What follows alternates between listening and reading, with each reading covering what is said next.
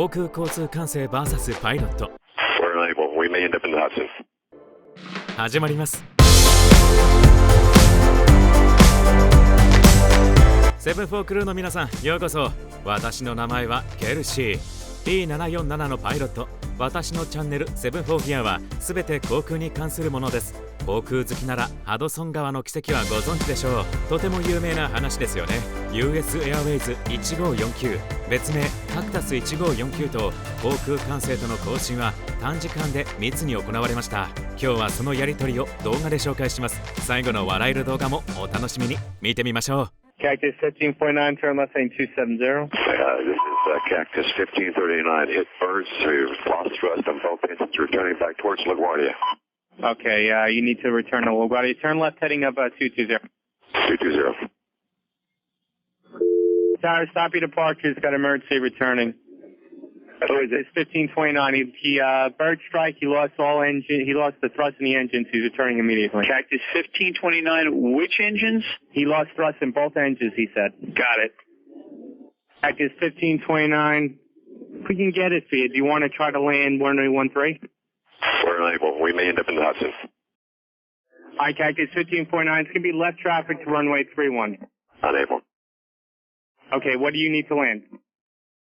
Cactus 1549, runway 4 is available if you want to make left traffic to runway 4. I'm not sure we make any runway. What's over to our right? Anything in New Jersey, maybe Teterboro? Okay, yeah, off your right side is Teterboro Airport. Do you want to try to go to Teterboro? Yes. Teterboro, Empire, actually LaGuardia departure guy, emergency inbound. Hey, guys. Cactus 1529 over the George Washington Bridge, wants to go to the airport right now. Wants to go to our airport. Check. Does he need assistance? Yes, it was a bird strike. Can I get him in for runway 1? Runway 1, that's good. Cactus 1529, turn right 280, you can land runway 1 at Teterboro. We can't do it. Okay, which runway would you like at Teterboro? We're going to be in the Hudson. I'm sorry, say again, Cactus? Killing 2760, contact New York 126.8. 26.8, Joey 27.6. Cactus 1549, radar contact is lost. You also got Newark Airport up at 2 o'clock in about 7 miles. 今聞いてもゾッとします。本当に最悪の状況です。このパイロットがサリー。もちろんご存知ですよね。サリーがやっているのは航空学校の最初に習った状況の確認方法。飛行、ナビゲート、伝達、順番も重要。このような状況では優先順位を明確にします。機体を飛ばすのは最優先。そうでなければ大変です。次にナビゲート。どこに行くか。ハドソン川を選んだけど、他の選択肢も検討した後は、伝達、航空管制に必要な情報を提供。簡潔かつ効率的に伝達し、協力を依頼する。飛行、ナビゲート、伝達は、航行にとても重要です。緊急事態では、この優先順位が非常に重要になります。パイロットが伝達作業に手一杯になって飛行の操縦を忘れたら大変なことになります。飛行、ナビゲート、伝達の順番は厳守。これはパイロットの共通認識で緊急事態には特に重要です。間違った空域に入ったとしても安全着陸できれば墜落するより書類を記入する方がずっとマシです。彼は航空交通管制と可能な着陸場所など必要な情報を共有して最大限に彼らの知識を活用しました。ここで注目すべきは管制官の働きぶり。彼らの対応の速さでサリーやクルーとともに選択肢を探し他の空港への電話など素早く対応。サリーに可能な限りの選択肢を提案して手を尽くしました。レーダーから消失した時には胃が縮むような思いをしたでしょう。Cactus 1549, radar contact is lost. You also got Newark Airport up at 2 o'clock in about 7 miles. レーダーから消失したということは、飛行機が地表に近すぎてリアルタイムで確認できないということ。航空交通管制のレーダーは空を監視するので、ある位置までしか探知しません。彼らはそれを下回り、ハドソンに着陸した。レーダーから消失すれば、問題が起こった証拠。たとえどれだけの情報があっても、どれだけ電話をかけても、結局役に立たなかった。実際、緊急時の舞台裏では、安全着陸を目指し、必要な情報がどれほど早く収集されるか、これを見るとよくわかります。このシリーズではパイロットと管制官がお互いの意見をぶつけ合い、言い争う姿も見られますが、管制官が間違うこともパイロットが間違うこともある。ただみんなは一つのチームなんです。管制官に必要な情報をきちんと伝達すれば、彼らは全力で助けてくれます。だからサリーはエンジンの消失、現在地、目的地を知らせ、かつ選択肢を模索し、管制官に協力を求めた。いつも一人で操縦する男性がいます。一人で操縦中に機体の調子が悪くなった時、管制官から必要となる周波数をすべて提供され、安全に着陸できるよう手を尽くしてくれたそう。管制官はどんな時もあなたの味方。緊急事態を宣言すれば、管制官は体制を整え、安全着陸のために力を尽くします。書類作業も発生しますが、大した量ではありません。ここで管制官の仕事ぶりを認識するのは大事だと思いました。結果を変えることはできなかったけど、彼らを頼れば100万馬力です。次の動画は管制官の違う側面を見ることに、私だったらこの管制官にイラつくと思います。どうぞ。579 Uniform Pop, we need a level up here at 2000. Uniform Papa for the minimum vector altitude 2,600 to approve. All right, Uniform Pop. Get the seat. 9 Mike. Uniform Pop, declaring an emergency. Uniform Papa, NorCal approach. How do you hear? 9 Uniform Papa, NorCal approach. Reply and receive. You're hearing me ident. Maintain 3,000. I can't hear him. 509 Uniform Pop, declaring an emergency. Need to turn to the field immediately. 9 Uniform Papa, NorCal approach. Understand you're declaring emergency. Are you able to maintain your own terrain and obstruction clearance? Negative. Give us specters. The door flew off the aircraft. 9 Uniform Papa, climb maintain 2,600. 2,600 Uniform Pop. 9 Uniform Papa, fly heading of 260. 260 Uniform Pop. Number 9 Uniform Papa, report level 2,600. Uniform Pop, we're having a hard time climbing. Could you just send us back? Roger, sir. I just have to climb you to the minimum vector altitude unless you can maintain your own terrain obstruction clearance. Well, there's clouds around now, so we're trying to climb. It's not going well. 9 Uniform Papa, turn left, heading of 100, vector Stefan approach course. Left turn 100 Uniform Pop. We're not climbing. Number 9 Uniform Papa, and are you able to maintain your own terrain obstruction clearance? 最初、パイロットが緊急事態を宣言したとき、2人が同時に話しています。だから互いの声が聞こえない。これが聞こえるのは外部の人か他のパイロットのみ。でも本人には聞こえない。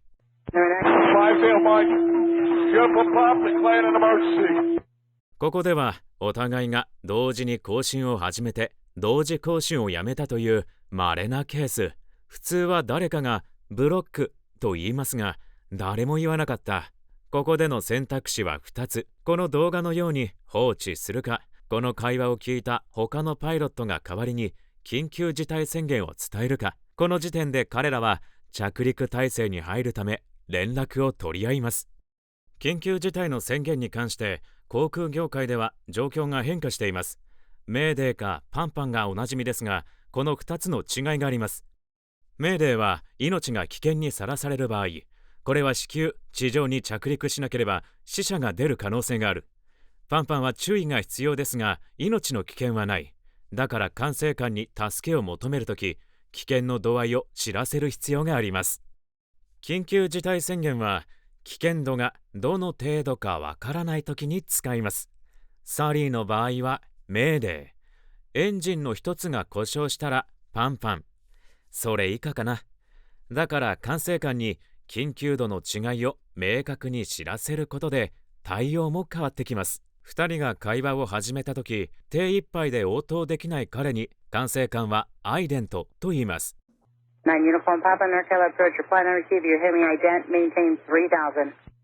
この場合のアイデントを知らない方へ、パイロットが管制官に応答できないときや、パイロットの声が管制官に届かないとき、管制官がアイデントと言います。そこでボタンを押せば、管制塔からの交信が受け取れ、指示も聞こえますが、応答はできません。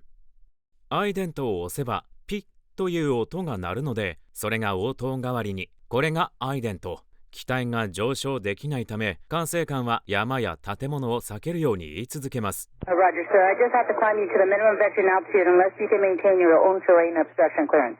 これは法的なルール。ここでは機体のドアが開いて上昇できないけど、地表にもぶつからないよう飛行しなければいけない。かといって出力を上げたり、機体の設定を変えたくない。山にぶつかるなら話は別ですが、管制官は山や建物に衝突しないよう言うけど、操縦士は雲の中で周りが見えない。サンフランシスコには山や高い建物があり、海もあります。だから2000フィートの時点で海の方へ誘導することもできた。でも彼女は法的責任を負いたくないのか、山や建物を避けることばかり言い続けた。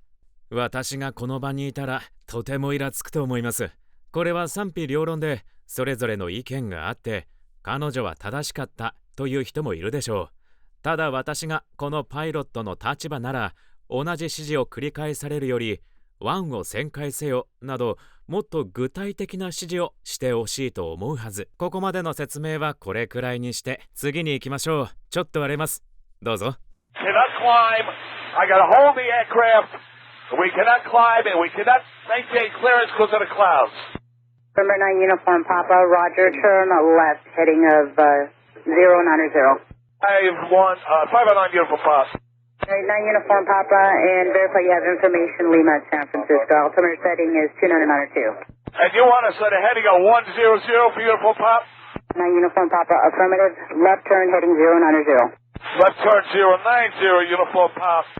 And November 9 Uniform Papa, report the airport in sight, turn left, heading 070. 070 Uniform Papa, we're IMC. 9 Uniform Papa, San Francisco, altimeter setting 2992. 2992 Uniform Papa, give me the localizer frequency. I can't get anything here. I'll hand the full. 509 Uniform Papa, requesting the localizer frequency for 10.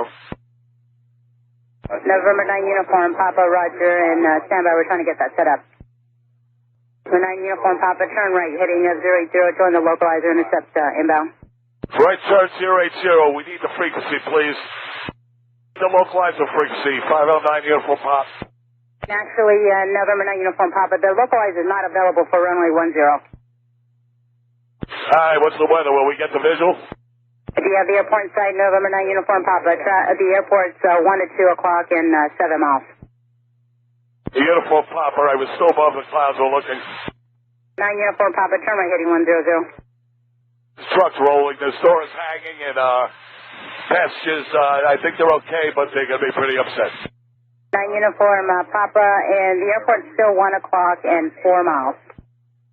Uniform Papa, alright, we're just coming over the clouds now. Uniform Papa, we have the airport in sight. この緊急事態が発生したとき、パイロットの声は上ずっていました。ドアは壊れて開いたままでは怖いですよね。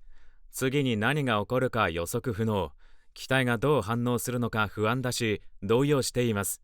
でも機体がなんとか持ち直し、安全に飛行しているから無事に着陸できそうだと確信したのでしょう。彼の声も落ち着いてきます。おそらく操縦士は彼一人。ここで注目するのは管制官に助けを求めているのに対応が悪い。Give me the localizer frequency. I can't get anything here. I'll hand the full. 彼はローカライザーの周波数を聞いている。ローカライザーとは悪天候などでも滑走路の中心線を指示する電波で、雲の中にいたとしても滑走路のどちら側にいるのか教えてくれます。彼はその周波数を聞いている。正確な周波数がなければ滑走路のどこにいるのかわかりません。でも彼は一人なので iPad や本で周波数を調べる時間もありません。機体は不具合を起こしているから彼は飛行に集中している。だから短時間でその情報を入手するのは難しい。だから管制官に周波数を聞いたのに、彼女はローカライザーが使えないことも知らない。言えることは2つ。空港から受け取る冊子に簡単な突起事項が書いてあり、設備の不備などが記載されています。空港を出るときに読むことはほぼありませんが、その空港に戻るなら読むべきです。このパイロットもローカライザーが使えないことを知らなかったので読んでなかったんでしょう。また緊急事態だったので手一杯でそれどころではなかったのかもしれない。ただ管制官は空港の状況を把握するのが仕事です。自分の空域ならなおさら。次に管制官は空港の天気を聞いています。9 Uniform Papa and verify you have information Lima at San Francisco. Altimeter setting is 2992. なぜこの状況でこの質問？前回の動画でも話しましたが、天気を知らせる必要があるのなら、その情報を手元に持っておくべき。操縦士に天候を聞くより、空港の視界情報など伝えるのが彼らの仕事。雲の状態や高度計の設定は管制官ならわかるでしょう。パイロットがこれらの情報を得るためには、他の周波数を聞いたり、コンピューターに打ち込んだりします。そうやって情報を得る。でもこの男性はおそらく一人で他の周波数で天気を調べる時間もないから管制官と話をした。管制官は彼に必要な情報を提供し着陸へ導くのかと思いきや、彼が山や建物にぶつからないよう法的責任から逃れるのに必死だったようです。これは私の意見で批判の声もあるでしょうが、管制官は衝突を防ぐためベクトルを指示したり天候を教えたりして空港が見える位置まで誘導することもできた。もし雲がもっと低かったら状況が悪化した可能性も。今回は滑走路にきちんと入れたし、雲から抜け出した時には滑走路も視認できて無事着陸しました。でも雲がもっと低かった場合、ローカライザーが機能していないので滑走路が見えなかった可能性も。無事着陸できてよかったけど、学んだことも多かったでしょう。特に一人で操縦するパイロットにはできる限り多くの情報を提供しサポートすることが大事です。管制官にとっては異例のケースだったでしょう。理解できます。でも飛行機のドアがぶっ飛ぶのも稀で、パイロットにはサポートが必要だった。いつもならパイロットより管制官の肩を持つんですが、この場合管制官にはもっとできることがあった。結果が良好なのでいいのですが、管制官の対応が異なればもっといい結果になったはず。一歩間違えれば大事故の恐れもありました。このパイロットは落ち着いてきちんと仕事をやり遂げた。飛行、ナビゲート、伝達をきちんと守り、乗客が動揺する中、機体を安全に着陸させた。でも更新用語はひどかったね。彼が伝えようとしているいくつかの言葉で、アップはユニフォームパパがパップになったり、パイロットを目指すならこういう習慣は避けましょう。彼の操縦する機体サイズなら大丈夫。おそらく米国国内かカナダかメキシコを飛ぶ機体でしょう。でも他の国々を飛行する際にパパをパップと言ったりしたら現場は混乱するし、間違った習慣が身につき、緊急事態で思わず口にしてしまうという事態になりかねません。今日の動画でも危ない面はあったけど、結果オーライ。パイロットの貧弱な言い回しを差し引いても、ナビゲート力や伝達能力はとても素晴らしかったです。通常ドアが開いた場合の訓練はしないし、機体の状態もわからないけど、なんとか安全に機体を地上に送り届けた。彼を称賛しましょう。この管制官にも批判の声はあるでしょう。改善の余地もある。一定の法的責任を背負っているのもわかる。でも個人的にはもっと協力的であってほしかった。ローカライザーの対応も遅かったし、使用不可だとも知らなかった。天気の情報を確認するよう促し、雲があるか何度も聞いていた。レーダーで雲の位置は把握できるし、地表が見えにくいことも予測できたはず。でも結果が良ければ全てよし。うまくいってよかった。おそらくこの管制官にも緊急事態の対応について多くを学んだでしょう。彼女を批判しましたが、私は実際に管制官を体験していません。いくつかの緊急事態も経験したけど、相手の立場に立たないとわからないこともある。だから私はパイロットを批判する方が簡単。それはパイロットに要求されていることが分かっているから。でも管制官となるとまた違います。コメントで彼女をサポートする声が多いのか、私に同意してくれる意見が多いのか、気になりますね。恒例になってきた面白動画。私にとっては笑える動画だけど、実際に体験したパイロットや管制官は笑えないかも。Cessna 4 Echo Kilo, right turn on Echo, contact ground 121.8. 4 Echo Kilo, I am looking my... It's the next right turn right next to you. You need to make it. Turn right now. Echo Kilo, you got it. Exit the runway and then call ground on 121.8. It looks like you're now making a 180. Frontier 667, go around. Go around, 667. Cessna 4 Echo Kilo, what are you doing now, man? I missed it. I couldn't get out Echo. Was already past it. Yeah, you weren't, but go down to the next one. Go down to Delta, and then taxi into Signature on Charlie. 通り過ぎてないし、という彼女の言い方が面白い。私もやりました。訓練生の時は周りの状況に圧倒されます。機体を飛ばすことで頭の中はフル回転。